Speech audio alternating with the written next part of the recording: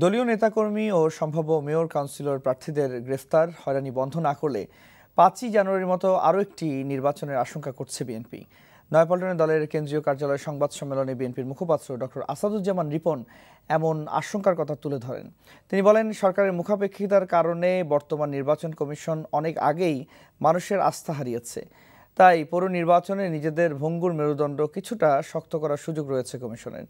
পাকিস্তানের পররাষ্ট্র মন্ত্রণালয়ে দেওয়া বিবৃতি সম্পর্কে সাংবাদিকরা বিএনপির প্রতিক্রিয়া জানতে চাইলে ডক্টর রিপন বলেন, ১৯৭১ সালে পাকিস্তান এদেশে গণহত্যা চালিয়েছে, যা আড়াল করা যাবে না।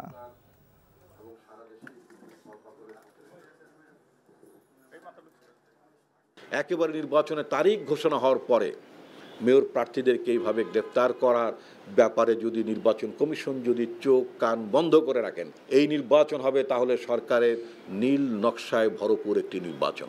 এই কমিশন মেরুদণ্ডহীন, এই কমিশন ঋজু, এই কমিশন একটি সুষ্ঠু অবাধ নিরপেক্ষ নির্বাচন করার সামর্থ্য অনেক আগেই হারিয়েছে। পাকিস্তানি সৈন্যবাহিনী তারা জেনোসাইড ঘটিয়েছে, তাদের অ্যাট্রোসিটি ছিল, সুতরাং সত্যকে আড়াল করা যাবে না।